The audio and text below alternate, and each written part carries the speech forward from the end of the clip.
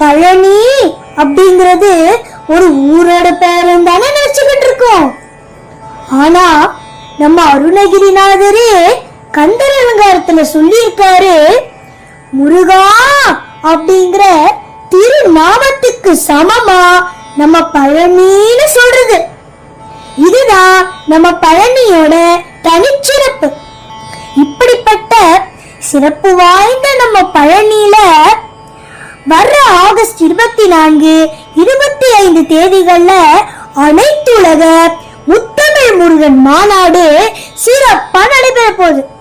அந்த மாநாடுக்கு உங்க எல்லாரையும் அன்போடு அழைப்பது உங்கள் தியா. வெற்றிவேல் முருகனுக்கு அரோகரா. வெளியீடு உங்கள் செய்தி மக்கள் தொடர்பு துறை.